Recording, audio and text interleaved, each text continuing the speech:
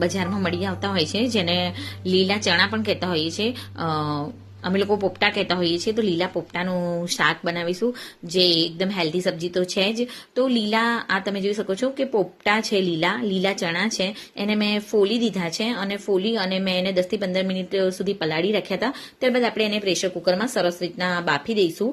અને તમે જોઈ શકો છો અહીંયા મેં મિક્સર જારમાં 2 નંગ ડુંગળી, 2 નંગ ટામેટા, પછી 2 થી 3 નંગ લીલા મરચા, લસણ અને થોડુંક નાનો કટકો આદુ. ટૂંકમાં ડુંગળી, લસણ, મરચાં, ટામેટા અને થોડુંક આદુ લઈ અને આપણે એની સરસ પેસ્ટ બનાવી દઈશું, ગ્રેવી બનાવી દઈશું. અને અહીંયા મેં મીઠા લીમડાના 7 થી 8 નંગ પાન લઈ લીધા છે. હવે તમે જોઈ શકો છો કે ગેસ ઓન કરી અને મેં કઢાઈમાં તેલ ગરમ કરવા મૂકી દીધું છે. અહીંયા પ્રેશર કુકરમાં મેં જે લીલા ચણા આવે એને સરસ રીતના 4 સીટી વગાડી અને બાફી દીધા છે.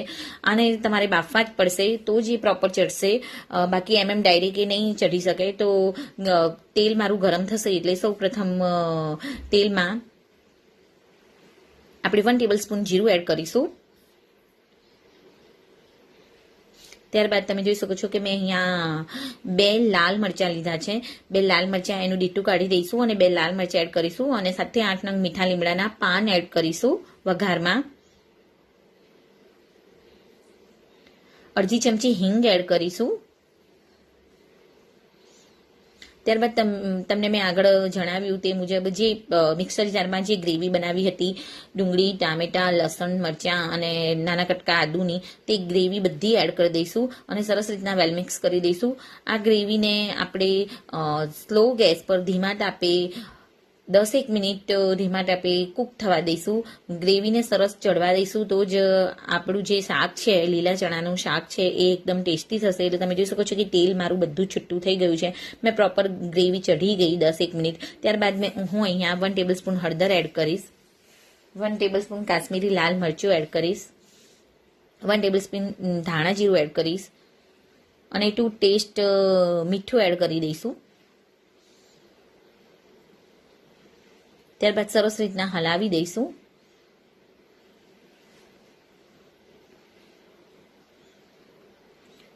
લીલા ચણાનું શાક એકદમ ટેસ્ટી લાગતું હોય છે, બહુ જ.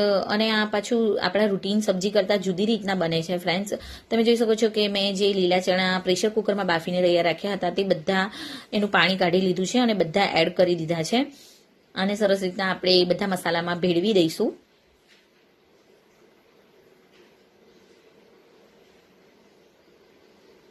બધા મસાલા આપણે એડ કરી દીધા છે, રૂટીન મસાલા જેમ કે હળદર, મરચું, ધાણા જીરું અને મીઠું.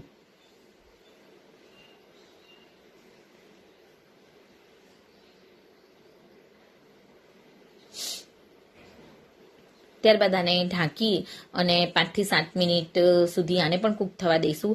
અને તમે જોઈ શકો છો કે જે બધું તેલ છે એ ઉપર આવવા માંડ્યું છે, તેલ બધું જ દેખાવા માંડ્યું છે. અને અહીંયા હું લીલા ચણાને ચેક કરી રહી છું કે પ્રોપર બફાઈ ગયા છે.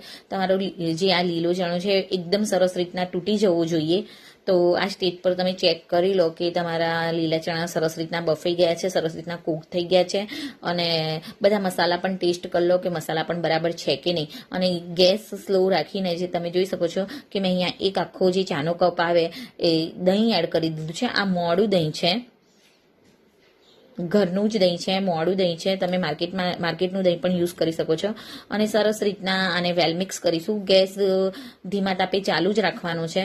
અને આ જે દહીં છે એને સબ્જીમાં સરસ રીતના ભેળવી દેવાનું છે. તો તમે જોઈ શકો છો કે જ્યારે આમાં પણ તેલ જ્યારે છૂટશે ત્યારે આપણને ખબર પડી જશે કે દહીં આપણું સરસ રીતના શાકમાં ચઢી ગયું છે.